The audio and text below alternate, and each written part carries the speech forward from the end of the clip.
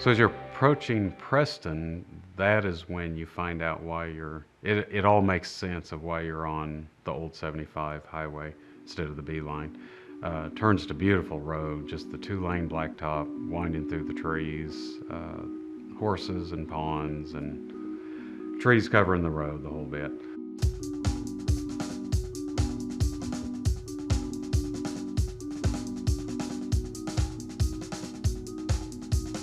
So trucking on into Okmulgee on the old road, it goes right past the old scrap metal yard and then joins up with 6th Street, which is kind of a main drag through downtown.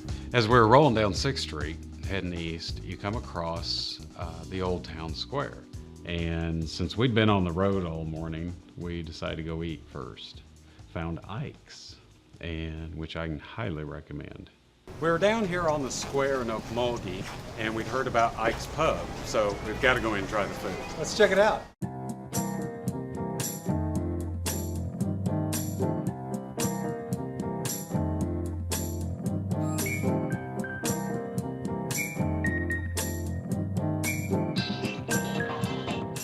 Ikes is a really fun place. Good food. I mean, geez, they had to roll me out the door. We ordered an appetizer and they come out with this plate. Oh, we just made you one of everything. And so it was this, all sorts of stuff. It was awesome. I was very impressed.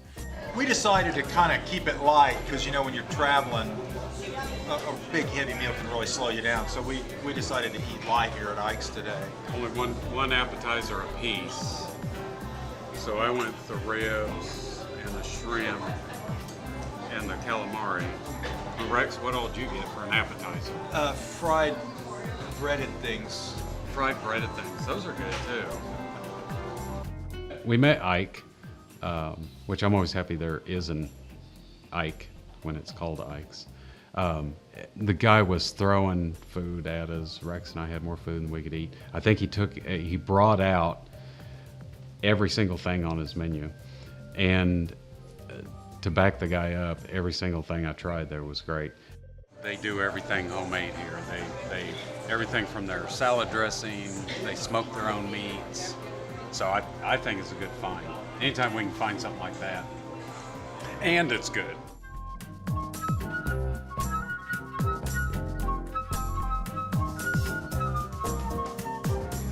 Oh my. Did you get full? Yeah, I think so. To Ike. May he keep cooking. And I loved it. I couldn't brag enough about it. Well, we could barely walk, but we decided after lunch that we needed to go across the street and visit the museum that's in the Creek Council House. Creek Council House Museum was built in 1878, is the original government offices for the Muskogee Creek Nation. Wow. And it existed in that function until just about statehood. And with statehood coming on, the governments had to give up all of their property. The federal government came in and said, we're going to take everything that you've got. Okay. So the Council House was one of the things that the federal government took away from them. The city of Okmulgee was fortunate enough to purchase it in 1919 for $100,000. It stayed in city's ownership and control until just last November. So in November of 2010, the Muskogee Creek Nation purchased the council house back for $3.2 million. Wow. The history of the Creek Council House has been up and down almost the entire time the building has existed. Once it became the property of the city, it was used for all these various things. One mayor of Okmulgee even wanted to tear it down. And finally, in 1961, it was added to the National Register of Historic Places. Then later, a partnership has been created between the city and the tribe to operate the museum. But nothing is guaranteed, and even when we visited there, the future of the museum was a little bit shaky. So go visit. Drop $1 in the tip jar. Let them know that you like it. It's a great place to visit, and it's a shame to not support things like that. The council house, was built in 1878 of native sandstone, hand-cut, locally quarried here in town. And it was built, and about less than 10 years later, they found out they had a serious problem with the structure. It was actually bowing out and getting ready to collapse. So what they did is, if you'll notice when you're outside, in between the first and second floor, you're going to see pilasters. They built those kind of half columns to support the building. Then in between the first and second floor, you're going to see metal stars. Right. Those are actually the end caps for metal rods that run completely through the building, and they literally screwed the building back together again. Wow. Great solution, because over 100 years later, it still works. Up on top of the building is a cupola. They're very proud of their cupola, as anyone that has a cupola should be. This eagle on top of it was sent off to be restored back in the 90s when they were restoring the building. This is pretty funny. When we did the restoration in 1990, we sent the eagle off to be restored, and the guys called back and said, "Hey, it's done, it's finished, we're getting ready to ship it back to you. We even put the plug back in the hole for you." And it was like, "Wait, what do you mean? Plug back in what hole?" They said, "Well, there was a hole in the wing," and they said, "We know it's historic. There are tons of stories about who shot the hole in the wing of the eagle on top of the council house, the most famous being Belle Starr." And I said, "You've got to take that plug back out of the hole, because we have to leave the hole in the wing." So the hole is still in the eagle's wing today.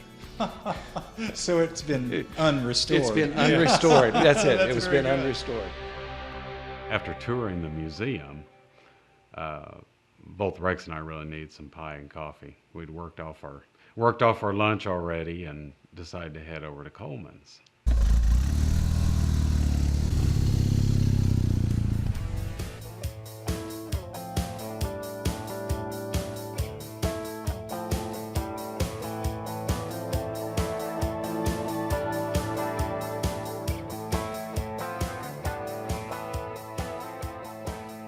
Up until about 10 years ago, there used to be a place out on 75 called Coleman's Burgers. Unfortunately, it's not there anymore.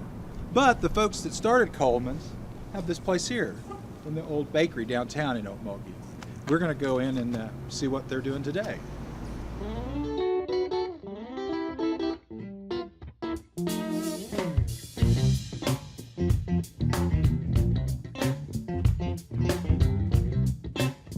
I've been wondering for quite a while. I've seen Coleman's out on the highway here in Okmulgee, and I hear different stories and know that it's been passed down. Tell me some of the history of how you got here. Well, my mother sold Coleman's on the highway, so then we came to this small spot. We found this one. It was for sale. My husband came home one day and he said, "I bought something today." I said, "What did you buy?" And he said, "I bought the old bakery downtown." I was looking for a job, and I said, "Okay." So we came down here, started making the pies, cookies, sandwiches, and soups. And I had a son graduated from OSU, and I said, "Would you like to cook the hamburgers?" He said, "Yeah, I'll do that for a while." Okay. And so we added on the hamburgers. Okay. It's a family affair. Yes. Okay. It was really cool. I had a coconut cream pie, wonderful. And it's a great, fun place to stop. She's got pies by the slice or whole cakes, pies, cookies, you name it. Oh, the cookies are really good too. And it's a fun place. Very nice people. Well, I want to try the Italian cream cake. Italian cream cake. Is that kind of a Oklahoma tiramisu? Or? No, it's Italian. Oh, I think Alice is Italian. I'm not sure, but it was delicious. I mean, one of the better ones I've had in a long time. And I always remember that really, really awesome, cool sign out on the B line for Coleman's all beef burgers. So after some intense investigations, Dad and Alice told us that the sign was over at the scrap metal yard, Which is owned by her in-laws. I love it.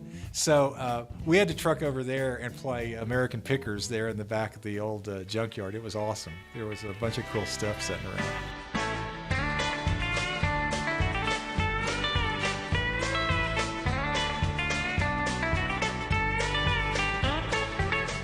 It was kind of sad seeing the sign all crumpled up there. It was laying on top of the old bowling alley sign, and it's a shame. I love old neon, and I love to see old neon restored. And Unfortunately, it doesn't look like anybody's restoring this stuff anytime soon. We got talking to Ott there at the Holloman Iron and Metal Company, and it turned out, you know, it's a scrap metal yard, but it turned out the best part of the scrap metal yard was the stuff they hadn't scrapped. Not too far from the sign, we discovered this old 36 Dodge. Had a bunch of bullet holes in it. There wasn't a whole lot left to it. It was past its prime. And they said they kept it because that was the year that the scrap metal yard opened. So they leave it sitting there all proud right there by the entrance. It got some sentimental value, I guess. They told us they were bullet holes. I could just see old Ott out there with an ice pick, you know. Pretty boy Floyd shooting the car up. Or Ott. A couple beers and he's sitting out there firing off his gun.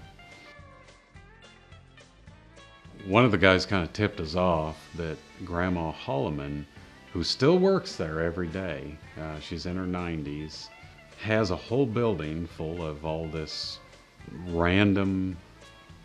these random things that she's collected over through the years. There was all sorts of stuff back there. There was like this toy tank and old cigarette machines and some really cool stuff. You name it, it was back there.